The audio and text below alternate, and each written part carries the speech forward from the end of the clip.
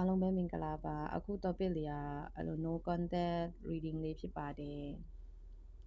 separation ဖြစ်နေတဲ့လူတွေအတွက်ရည်ရွယ်ပြီးတော့မှလုပ်ပေးရဖြစ်ပါတယ်ဒီ reading ပေါ့နော်ဒီ reading မလုပ်ခင်ပေါ့နော်ဒီ energy shake ပေးမှာဖြစ်ပါတယ်ဒီ energy ကိုက်မဲ့ထင်ရတော့ဆက်ပြီးတော့မှနားထောင်လို့ရတာပေါ့နော်ဒီအခုနားထောင်တဲ့လူတွေကပေါ့နော်အဲ့လိုတစ်ဖက်သူစီကိုလေရှစ်တယ်ကွာရှစ်ရတာနဲ့အရန်ရှစ်တယ်အရန်လေလို့ရှင်တယ်ဒါပေမဲ့သွားမခေါ်တာမျိုးသွားမခေါ်ခဲတာမျိုးတစ်ဖက်လူနဲ့ပတ်သက်ပြီးတော့မှနောင်တရတာမျိုးရှိမယ်ဆိုရင်အဲ့လိုဆက်ပြီးတော့နားထောင်လို့ရတယ်ကွာတစ်ဖက်လူနဲ့ပတ်သက်ပြီးတော့မှအလိုမလိုက်ခဲ့တာမျိုးသူ့ကိုအလျှော့မပြီးခဲ့တာမျိုးသူနဲ့ပတ်သက်ပြီးတော့မှရှစ်ရှင်မဲ့တာတွေမထုတ်ပြခဲ့တာမျိုးဆိုရင်နားထောင်လို့ရတာပေါ့နော်ဒီ reading ကိုဆက်ပြီးတော့မှနားထောင်လို့ရတယ်ပေါ့နော်ဒါလို့အဲ့လိုမျိုးကိုကအဲ့လိုမျိုးမဟုတ်ဘူးဆိုရင်တော့ဒီ reading ကကိုယ့်အတွက်မဟုတ်ဘူးပေါ့နော်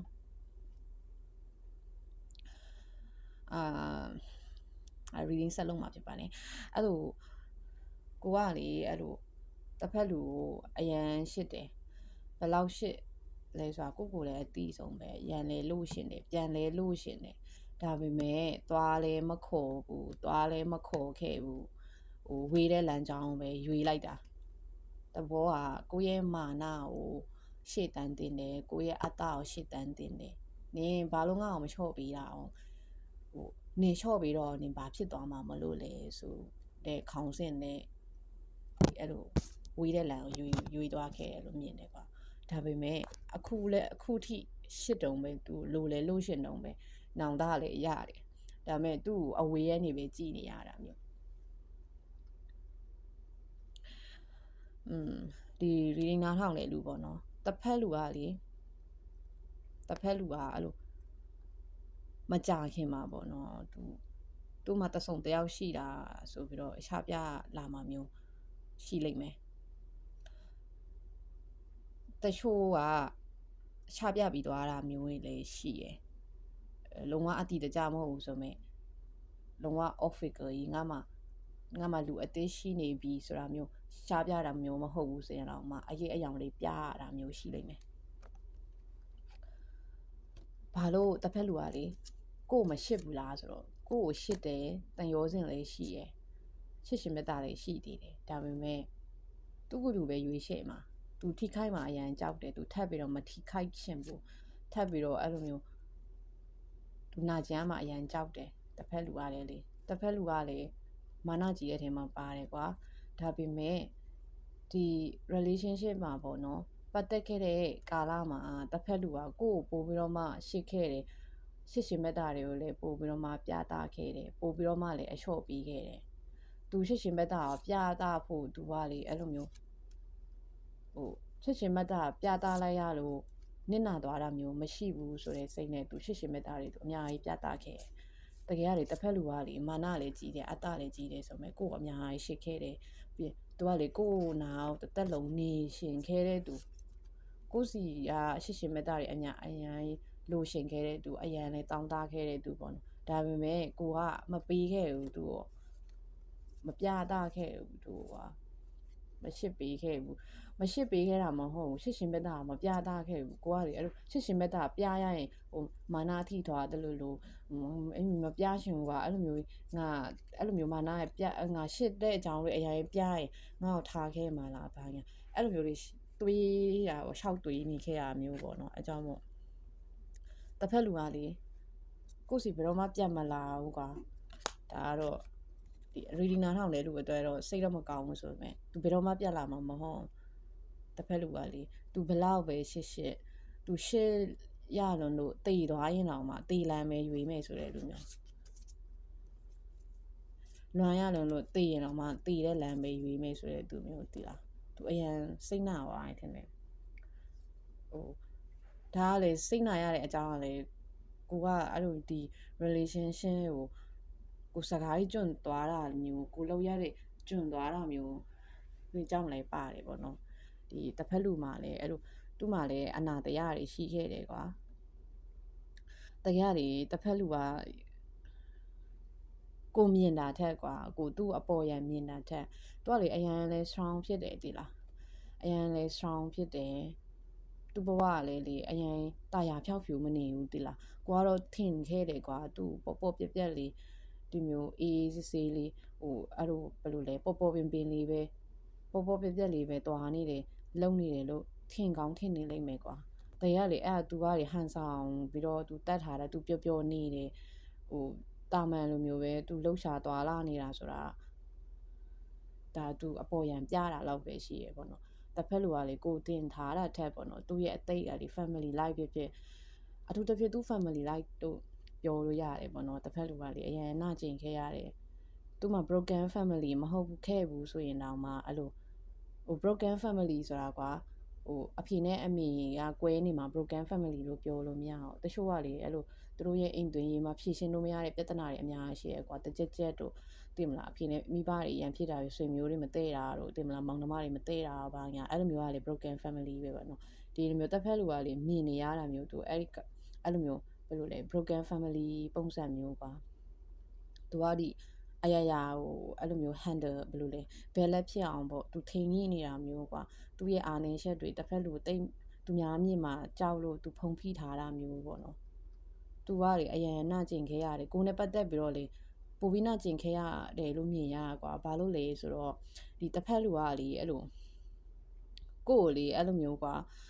ဟိုအာကိုရတဲ့လူတယောက်လိုမျိုးဟိုသူကလေအဲ့လိုမျိုးတတ်မှတ်ထားခဲ့တာကွာတသက်လုံးလဲအနာမနေရှင်ခဲ့တာမျိုးပေါ့ဒါပေမဲ့ကိုကအဲ့ဒီမျောလင်းရှမ်းကိုရိုက်ချပလိုက်တာမျိုးမြင်ရတာကွာရိုက်ရှိုးပလိုက်တာမျိုးပေါ့အဲ့တော့တစ်ဖက်လူကလေအဲ့လိုတော်တော်ကြီးစိတ်နာသွားတာမျိုးအဲ့လိုမျိုးမြင်ရတယ်ပေါ့နော်ပြင်ဘယ်တော့မှလည်းပြန်လာမှာမဟုတ်ဘူးတိလားကိုပြန်လာမှာလည်းအရန်ကြောက်တယ်ကွာကိုပြန်လာမှာလည်းအရန်ကြောက်တယ်ကိုအခုပေါ့နော်ကိုဖက်ကသူ့သွားပြီးတော့မှ stalking လုပ်တာမျိုးသွားချောင်းတာမျိုး social media မှာသွားချောင်းတာမျိုးတွေရှိမယ်လို့ထင်တယ်။ तू ကလေလာချောင်းမှန်တီးလို့ထင်တယ်တိလား။လာချောင်းမှန်လည်းတီးတယ်။ပြန်လာမှအရန်ကြောက်တယ်ကွာ။ကိုကသူ့စီပြန်လာလို့အဲ့လို तू စိတ်ပြန်ပြီးတော့မှတိမ်ညွတ်သွားတာမျိုးစိတ်ပြန်ရိုင်သွားတာမျိုး तू အရန်ကြောက်တယ်။အဲကြောင့်မို့ तू ကလေအဲ့လိုမျိုးကိုပိတ်ချမှာကွာပိတ်ချမယ်ဆိုတာဟိုတဲလို့ကိုကလေသွားခေါ်ပြီးတော့သွားတောင်းပန်ရအောင်မှမရတဲ့နေရာမှာပါတယ်နော်လုံးဝမရတဲ့နေရာမှာပါတယ်သူအရန်စိတ်နာသွားတဲ့အတွက်ကြောင့်လုံးဝမရတဲ့နေရာမှာပါတယ်ကွာဒီreading ကိုနားထောင်တဲ့လူပေါ့နော်သွားပြီးတော့မှတောင်းပန်မယ်ဆိုရင်တော့သွားတောင်းပန်တာကတော့တောင်းပန်တာတော့သူကတော့အကုန်လုံးတော့ခွင့်လွှတ်ပေးပါတယ်ဘာဖြစ်တယ်ညာဖြစ်တယ်ပြောမယ်ဘယ်တော့မှစိတ်ပြန်လေလာမှာမဟုတ်ဘူးကွာတစ်ဖက်လူကလေ तू ကဘယ်လိုမျိုးစဉ်းစားထားလဲဆိုလို့ရှင်ငါ့ငါပဲရွေးရှေ့မှာငါ့ငါပဲငါရှေ့မှာပေါ့ငါနဲ့ energy ကိုက်တဲ့လူငါနဲ့အဆင်ပြေတဲ့လူရှိရင်တော့ငါတွဲလိုက်မယ်ပေါ့တကယ်လို့မရှိခဲ့ဘူးဆိုရင်တော့မှငါ့ငါပဲငါကြည့်မှာပေါ့ငါ့ငါပဲရွေးရှေ့မှာဆိုတာမျိုးသူ့လူပဲလုံးဝရွေးရှေ့မှာမျိုးပါ तू ကလေလုံးဝကိုယ့်စီကိုဘယ်တော့မှပြန်လာမှာမဟုတ်ဘူးဆိုတာလုံးဝလက်ဆွဲကင်ထားတဲ့သူကရေဆက်ရှိတော့မှ तू ဒီရေဆက်ကို तू ဖြတ်ပစ်မယ်ဒီကံကြမ္မာရုံငါကိုယ်တိုင်ရွေးချယ်ပြီးငါကိုယ်တိုင်လှည့်ပြောင်းပြမှာဆိုတာမျိုးသူဘယ်တော့ပဲရှေ့ကွာလုံးဝအဲ့လိုမျိုးတွေကပါတယ်ဆိုတော့လုံးဝတော့ဟုတ်တယ်ဘာလို့ဆိုတော့တစ်ဖက်လူကလေအခုချိန်မှာလေတူကဘယ်လက်လုံးနေတယ်ပေါ့နော်တူလေ healing လုပ်နေတယ်သူရခဲ့တဲ့တန်ရာတွေသူအသိဘသူနဲ့ပဲဖြစ် family ပဲဖြစ် friendship ဖြစ် relationship ဖြစ်သူအကုန်လုံးဒီဟာနဲ့ပတ်သက်ပြီးတော့မှသူ healing လုပ်မယ်သူရခဲ့တဲ့နာကျင်မှုတွေသူရခဲ့တဲ့တန်ရာကိုလေသူလက်ခံမယ်သူသင်ခံစားယူမယ်သူမားခဲ့တာတွေဆိုလေသူပြင်မယ်ပေါ့နော်ပြီးရင်သူ့ဘက်လိုပဲသူလိုရှင်တဲ့ပန်းတိုင်းတွေသူသွားဆရာရှိတဲ့လမ်းကြောင်းတွေသူသွားဆရာရှိတဲ့လမ်းကြောင်းတွေပေါ့နော်ဘယ်လိုပြောရမှာလဲသူသွားရမယ်ပန်းတိုင်းသူတားထားရှိတဲ့သူရဲ့အိမ်မက်တွေပေါ့နောက်သူလိုက်မယ်ပေါ့နော်သူလုံးဝပြေးထွက်လာခဲ့မယ်ပေါ့ဘယ်အရာပဲဖြစ်ပေါ့နော်တိလားအဲ့လိုတစ်ဖက်လူကလေပြောရှင်တာကတင်းစီတင်နေမှမဟုတ်ရင်ရပြီဆိုတာမျိုးကိုကလေအခု reading နားထောင်လဲလူရတယ်အဲ့လိုမျိုးဘယ်လိုပြောရမှာလဲဘယ်လိုပြောရှင်လဲဆိုတော့ ဘယ်လိုပြောရှင်းလဲဆိုတော့အခုဒီ reading နားထောင်လဲလူကလေအဲ့လို healing လုပ်ဖို့လို့တယ်နော်ကိုကလေဒီဘယ်လိုပြောရမှာလဲဒီ reading နားထောင်လဲလူကလေကိုတိုင်းကလေဒီအသိမ့်မှာပတ်သက်တဲ့ဒီဒဏ်ရာတွေ trauma တွေကနေယုံထွက်ဖို့လိုအပ်တယ်ကိုကအဲ့လိုမျိုးမှမပြင်ဘူးဆိုရင်လေဟို